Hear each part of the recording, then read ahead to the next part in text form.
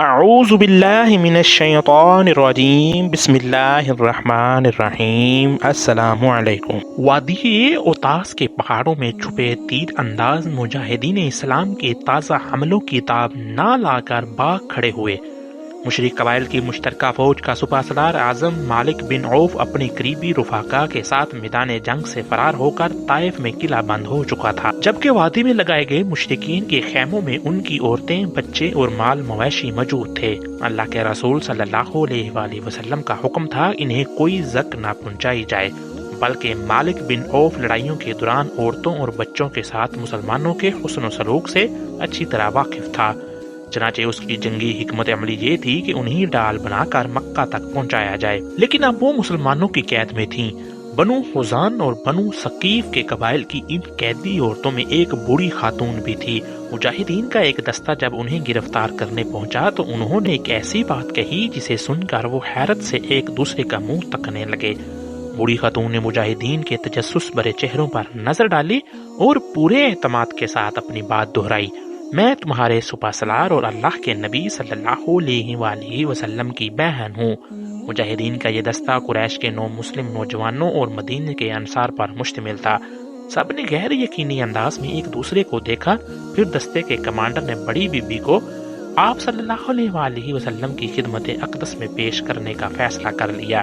اللہ کے رسول صلی اللہ علیہ وآلہ وسلم جنگ کے اگلے مرحلے یعنی طائف سے متعلق حکمت عملی کے بارے میں اپنے رفقا سے مصروف گفتگو تھے کہ ایک صحابی خیمے میں داخل ہوئے اور عرض کیا، یا رسول اللہ،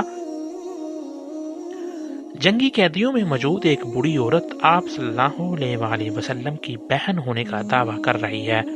چونکہ حضور صلی اللہ علیہ وآلہ وسلم کا کوئی بھائی نہ تھا نہ ہی بہن، اس لیے سب حیران تھے کہ یہ کون عورت ہے جو بہن ہونے کا دعویٰ کر رہی ہے۔ اللہ کے رسول نے فرمایا اس خاتون کو اندر لایا جائے۔ خاتون خیمے میں داخل ہوئی، آپ صلی اللہ علیہ وآلہ وسلم کی جانب محبت برے انداز میں دیکھتے ہوئے پرجوش لہجے میں بولی، اے اللہ کے رسول، میں آپ کی بہن شیمہ بنت حارث ہوں۔ آپ صلی اللہ علیہ وآلہ وسلم نے ماضی کی یادیں ٹٹولتے ہوئے فرمایا، ہاں، بنی سعد میں میری ایک بہن کا نام شیمہ تھا۔ اس پر وہ جلدی سے بولی، یا رسول اللہ، ایک مرتبہ جب ہم لوگ اماں حلیمہ سعدیہ کے گھر کھیل رہے تھے تو آپ نے میری پیٹھ پر کاٹ لیا تھا، جس کا نشان آج بھی موجود ہے۔ شیمہ کے یہ جملے ادا کرتے ہی نبی کریم کو اماں حلیمہ کے گھر گزرے بچپن کے واقعات یاد آ گئے۔ یہ وہی بہن شیمہ تھی جو آپ صلی اللہ علیہ وآلہ وسلم کو ہر وقت گود میں لیے پھرتی تھی۔ ان کی سنائی ہوئی لوریاں، پیار و محبت کی باتیں حضور کے ذہن میں محفوظ تھیں۔ سامنے کھڑی شیمہ کے ایک ہی جملے نے بچپن کے گزرے دنوں کے خوشگوار یادیں تازہ کر دیں۔ مکے کے کالے سنگلاخ پہاڑوں کے عقب میں 50 میل مشرق کی جانب زرخیز باغات، سرسبز شاداب پہاڑوں کے درمیان شفاف چشموں کی گنگناتی لہراتی بل کھاتی آبشاروں سے مزید ایک حسین وادی طائف کے نام سے معروف ہے۔ یہاں اور اس کے اطراف عرب کے 2 قبائل آباد تھے، ایک بنو ثقیف اور دوسرا بنو حزان۔ یہ دونوں قبائل انتہائی طاقتور، بہادر اور جنگجو تھے۔ ان قبائل کی یہ خاص بات ان کی فصاحت اور بلاغت میں دیگر قبائل سے ممتاز ہونا باقی تھا۔ یہ لوگ نہ صرف خالص عربی زبان بولتے بلکہ الفاظ کے تلفظ، ادائی اور انداز بیان کی حفاظت بھی کرتے تھے۔ چنانچہ شہر کے رؤساء و شرفاء اپنے نومولود بچوں کو ان قبائل کی عورتوں کے حوالے کر دیا کرتے تاکہ رضاعت کے دنوں میں بچے کھلی آب و ہوا، خالص ماحول میں بہترین جسمانی تربیت کے ساتھ فصیح و بلیغ عربی زبان بھی سیکھ لیں، جیسا کہ وہ خود آپ صلی اللہ علیہ وآلہ وسلم کا ارشاد مبارک ہے کہ میں تم سب میں فصیح تر ہوں، کیونکہ میں قریش کے خاندان سے ہوں اور میری زبان بنی سعد بن بکر کی زبان ہے، جو عرب کے فصحاء مشہور تھے۔ بنی سعد قبیلہ حزان کی ایک شاخ ہے۔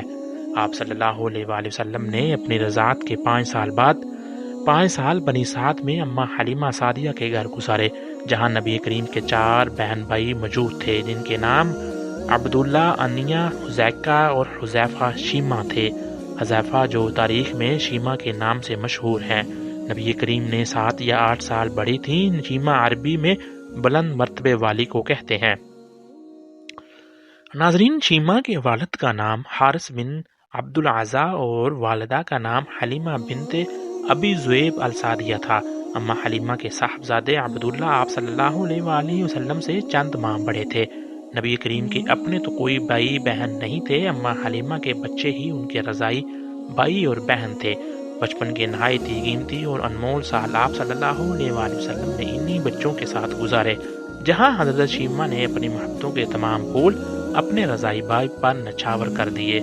علامہ حافظ ابن حجر رحمۃ اللہ علیہ اپنی مشہور تصنیف الثبات میں تحریر کرتے ہیں کہ شیمہ آپ صلی اللہ علیہ وآلہ وسلم کو ہر وقت گود میں لیے رہتی اور لوریاں دے کر سلاتی۔ اس لوری کا ترجمہ یوں ہے: اے ہمارے رب، اے ہمارے محمد صلی اللہ علیہ وآلہ وسلم کو باقی رکھنا تاکہ میں انہیں بھرپور جوان ہوتا دیکھ سکوں، پھر میں انہیں سردار کے روپ میں دیکھوں، اور اے اللہ ان کے دشمنوں اور حاسدوں کو ذلیل و رسوا کرنا، جبکہ انہیں دائمی عزت عطا فرمانا۔ حضرت شیمہ شدید گرمیوں میں ایک دوپہر آپ صلی اللہ علیہ وآلہ وسلم کو باہر لے گئیں۔ اما حلیمہ کو فکر لاحق ہوئی تو وہ انہیں تلاش کرنے باہر نکلیں۔ کیا دیکھتی ہیں کہ شیمہ آپ کو گود میں لیے یہ اشعار پڑھ رہی ہیں، جس کا ترجمہ تھا: یہ میرے وہ بھائی ہیں جو میری ماں سے پیدا نہیں ہوئے ہیں، اور یہ میرے والد اور چچا کی نسل سے بھی نہیں ہے، لیکن میں ان پر اپنے معزز ماموں اور چچا فدا کرتی ہوں۔ اے اللہ ان کی بہتر پرورش فرما۔ اما حلیمہ نے فرمایا: اے شیمہ، اتنی شدید گرمی میں لے کر کہاں آ گئی ہو؟ عرض کیا: اماں جان، انہیں گرمی نہیں لگ رہی، کیونکہ دھوپ سے حفاظت کے لیے ان پر ایک بادل سایہ فگن رہتا ہے۔ جب یہ چلتے ہیں تو وہ بادل بھی چل پڑتا ہے، اور جب یہ رک جاتی ہیں تو بادل بھی رک جاتا ہے۔ حضرت شیمہ کہتی ہیں کہ ایک دوپہر ہم بچے گھر سے دور وادی میں کھیل رہے تھے کہ اچانک دو نورانی صورت اور لمبی داڑھیوں والے لوگ آئے جو سفید لباس تن کیے ہوئے تھے۔ انہوں نے میرے بھائی حضرت محمد کو پکڑ کر زمین پر لٹایا، سینے پر چھری پھیر دی۔